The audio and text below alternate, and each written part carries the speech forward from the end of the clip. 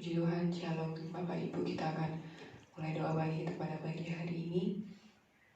Menaikkan syukur padamu Tuhan. Terima kasih Bapak yang baik untuk kasih setia Tuhan dalam setiap kehidupan kami, untuk pemeliharaan Tuhan, penjagaan Tuhan sepanjang malam. Yang pada pagi hari ini kami datang di hadapan-Mu Tuhan, tersungkur di bawah kaki-Mu, menaikkan ucapan syukur kami bagi nama-Mu Tuhan, sebab Engkau Allah yang setia dalam setiap kehidupan kami. Terima kasih Bapak, terima kasih. Layakkan setiap hari kami datang kepada-Mu Tuhan. Ku datang Tuhan, temukan wajah-Mu dengan hati tulus. Hanya rasa cinta kepadamu yang menarikku dekat padamu. Ku datang Tuhan,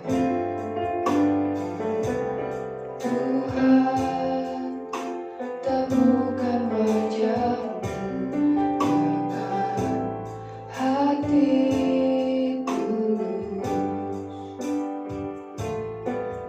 Hanya rasa cinta kepadamu yang menarikku dekat padamu.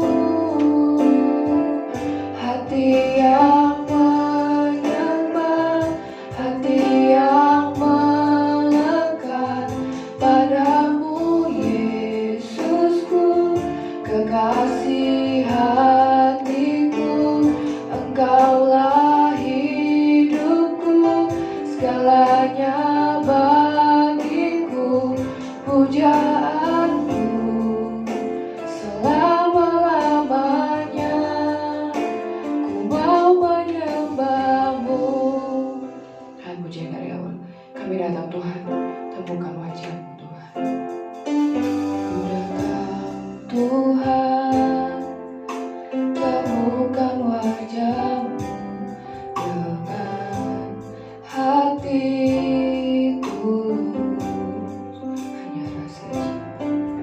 Hanya rasa cinta kepadamu yang menarikku dekat padamu. Hati yang menyembah, hati yang melekat padamu, Yesusku, kekasih hatiku. Engkaulah hidupku, segalanya bagiku. Pujaanmu selama-lamanya. Hati yang menyembah, hati yang melekat-Mu, Yesusku, kekasih hatiku. Engkaulah hidupku, segalanya bagiku. Pujaanmu selama-lamanya. Hati yang menyembah, hati yang melekat padamu, Yesusku, kekasih hatiku. Engkaulah hidupku, segalanya bagiku. Pujaanmu selama-lamanya. Pujaanmu selama-lamanya. Pujaanmu selama-lamanya. Ku mau menyembah-Mu. Oh, haleluya, kami sembah Tuhan, kami muliakan nama-Mu, sebab Kau Allah yang setia. Haleluya,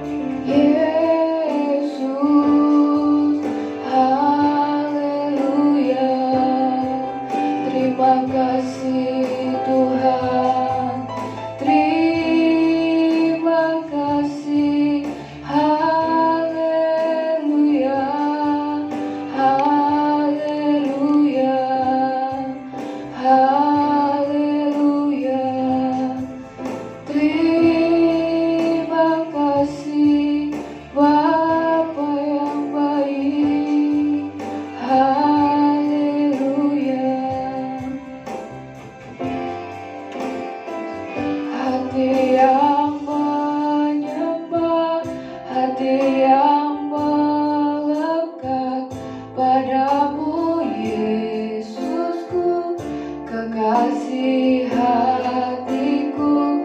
Engkaulah hidupku, segalanya bagiku, pujaanku selama-lamanya, pujaanku, pujaanku selama-lamanya, ku mau menyembahmu.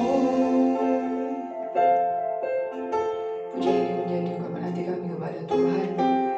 Terima kasih Tuhan untuk kasih setiamu dalam setiap kehidupan kami. Sepanjang hidup kami Tuhan, kami hanya mau menyembah nama-Mu, memuliakan, mengagungkan nama-Mu dalam hidup kami Tuhan. Terima kasih Bapa, terima kasih. Terimalah setiap pujian penyembahan kami ini Tuhan. Biarlah boleh layak berkenan di hadapan-Mu, menjadi rupa yang harum bagi-Mu Tuhan, menyukakan hati-Mu. Terima kasih Bapa, sebentar kami akan kembali. Diberkati oleh kebenaran firman-Mu Tuhan. Kiranya Engkau yang memakai hamba-Mu Tuhan yang menyampaikan firman-Mu. Biarlah setiap perkataan firman yang keluar Tuhan boleh menjadi kekuatan bagi setiap kami, boleh menuntut setiap langkah kami pada pagi hari ini Tuhan. Terima kasih Bapa, kami siap mendengarkan firman-Mu, berbicara kepada kami dalam nama Tuhan Yesus. Haleluya. Amin.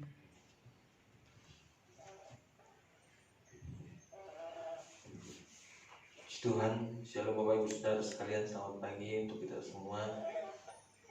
Kita akan sama-sama belajar dari kebenaran firman Tuhan di dalam Kejadian 3. Kejadian pasal 3, kita baca yang pertama sampai yang ke-7.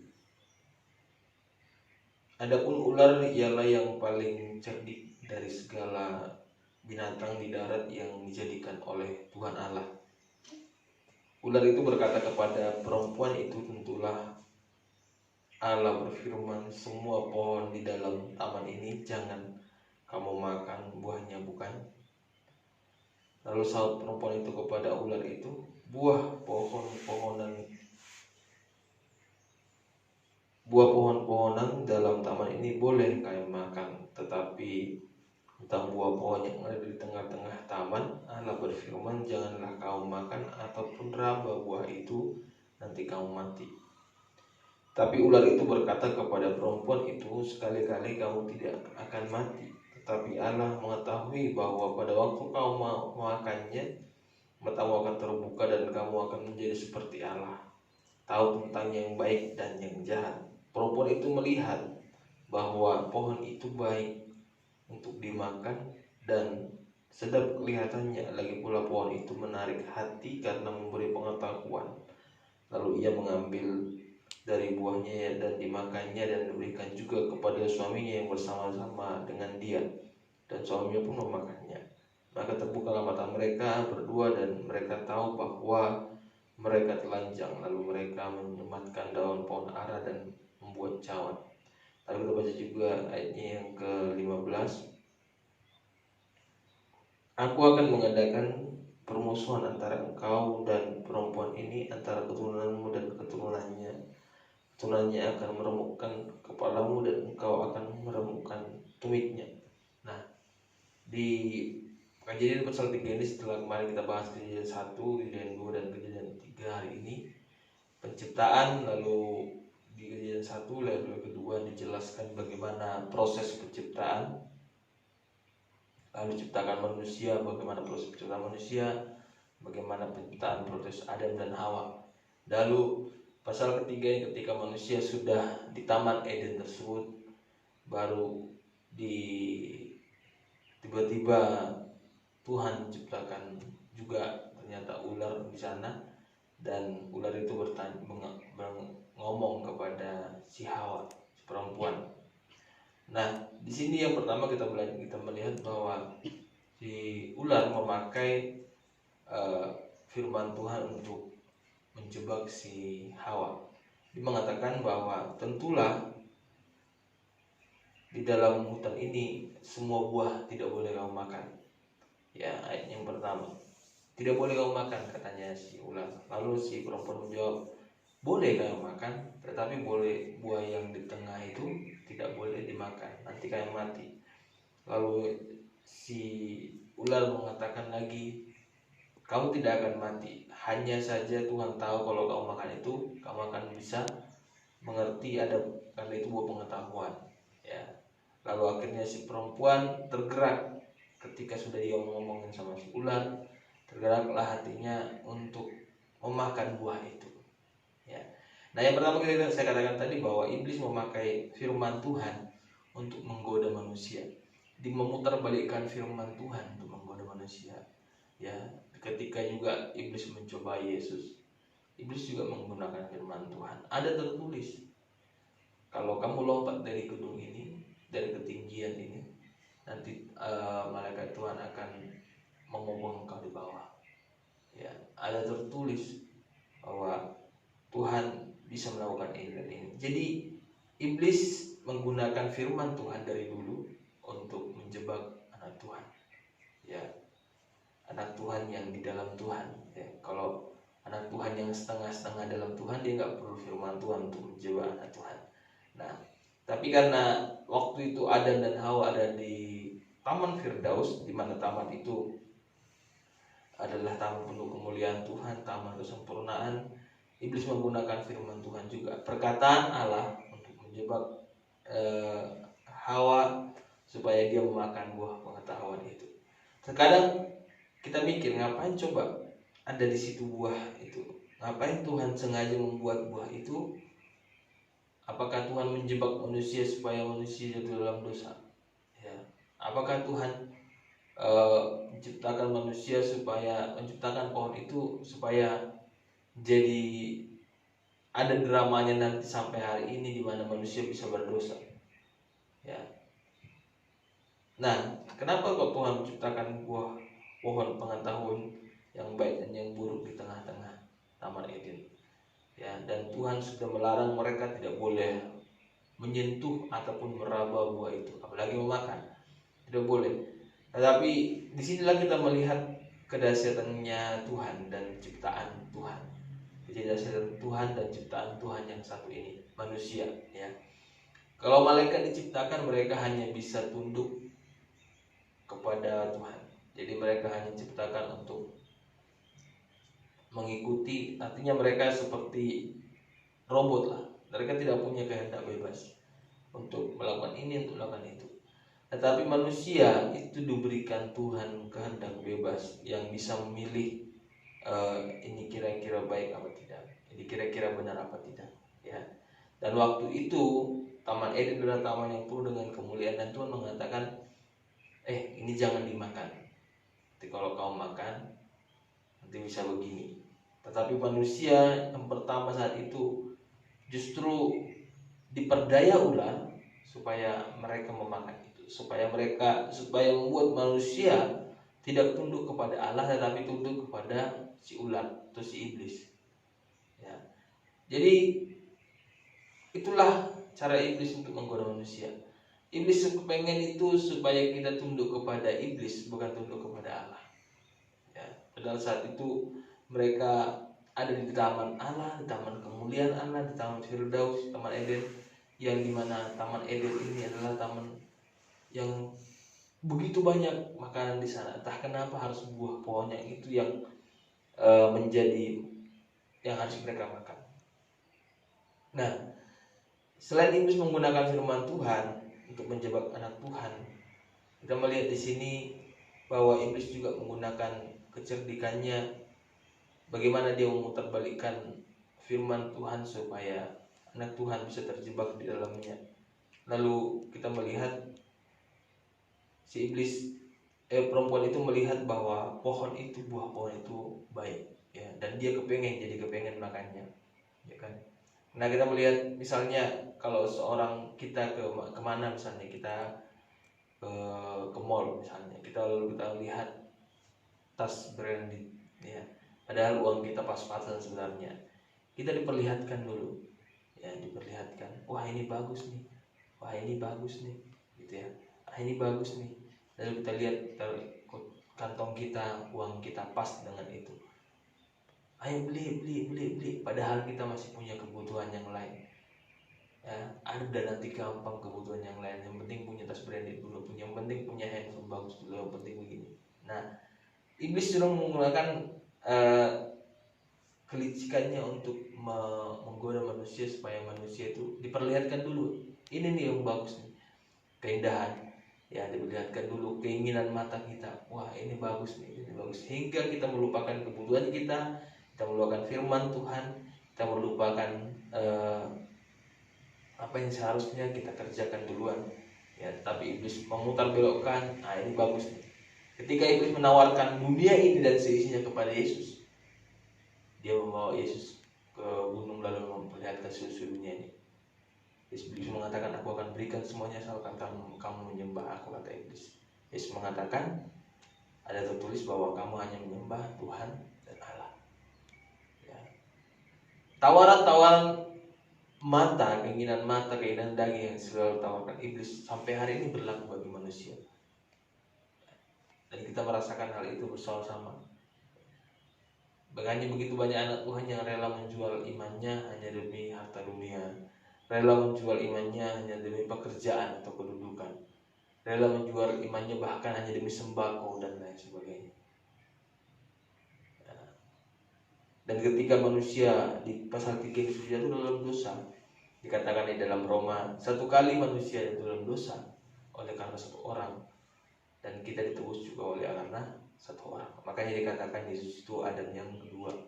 Kalau Adam yang pertama itu membuat seluruh manusia berdosa, tapi Adam yang kedua itu membuat seluruh manusia yang percaya kepada Adam yang kedua itu diselamatkan.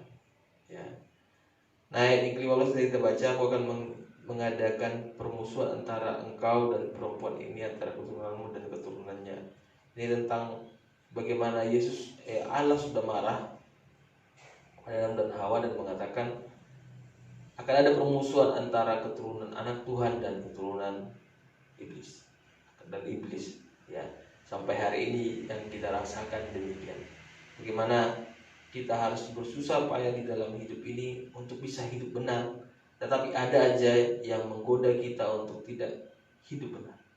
Ya, kedagingan kita, ya, godaan-godaan yang lain yang membuat kita untuk tidak bisa hidup benar. Itu sebabnya dikatakan roh itu penurut tapi daging lemah.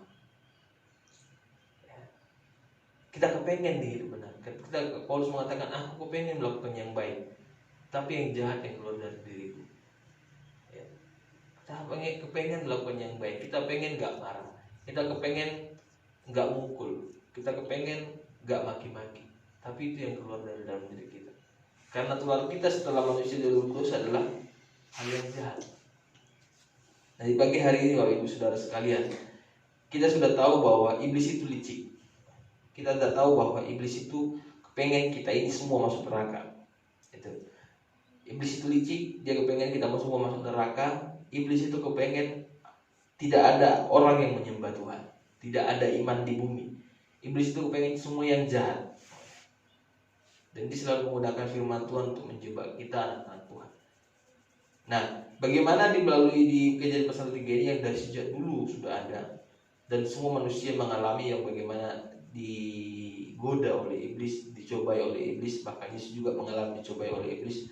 Adam yang pertama mengalami dicobai oleh iblis yang pertama kali.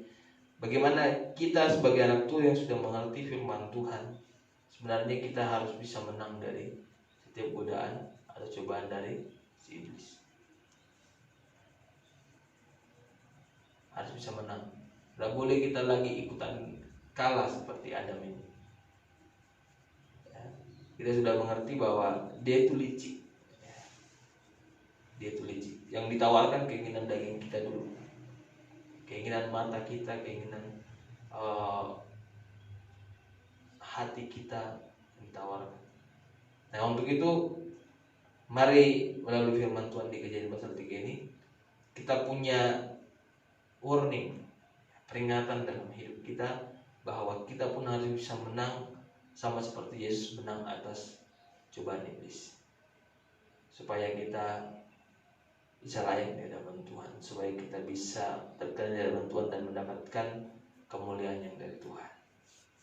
Amin. Firman Tuhan saya kembalikan kepada Ibu.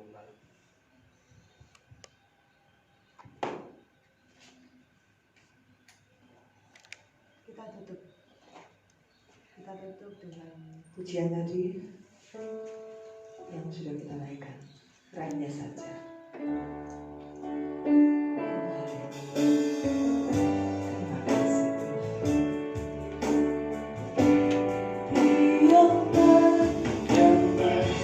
Hati yang melekat padamu, Yesusku, kekasih hatiku, Engkaulah hidupku, segalanya bagiku, pujaanku selama-lamanya.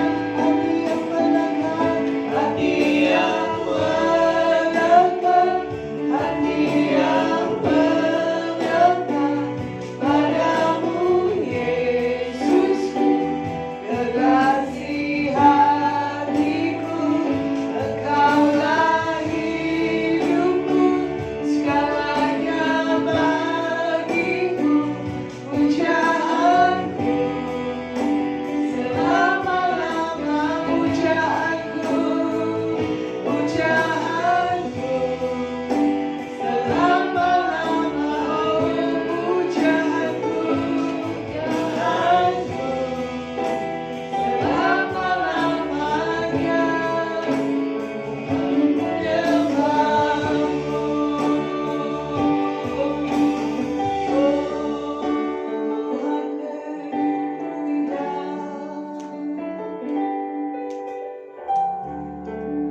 Kami mengucap syukur ya Bapa. Biar lewat firman Tuhan yang setiap pagi boleh kami terima, melalui pembacaan kami setiap kali kami membuka hari pagi kami, firman ini boleh senantiasa memberikan kekuatan. Bahkan Tuhan, biar hati kami tetap terikat dengan Engkau Tuhan, sehingga apapun yang boleh terjadi di dalam hidup ini Tuhan, kami tidak akan menjauh dari Engkau. Karena kami sadar bahwa kami dalam hidup ini, kami senantiasa membutuhkan Tuhan. Bapa di surga, Roh Kudus boleh memampukan setiap kami. Kami harus menjalani kehidupan dalam dunia ini.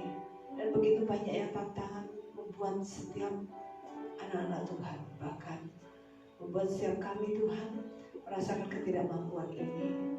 Oleh karena itu Bapa, biar setiap pagi Roh Kudus senantiasa memberikan kekuatan, Roh Kudus senantiasa menghiburkan kami, bahkan Roh Kudus senantiasa menyertai setiap langkah kami, sehingga dalam perjalanan ini Tuhan kami tetap berjalan dalam jalan kebenaran, yaitu jalan firman Tuhan, dan kami yakin kebenaran-kebenaran itu boleh menjadi bagian dalam setiap tantangan-tantangan kehidupan kami.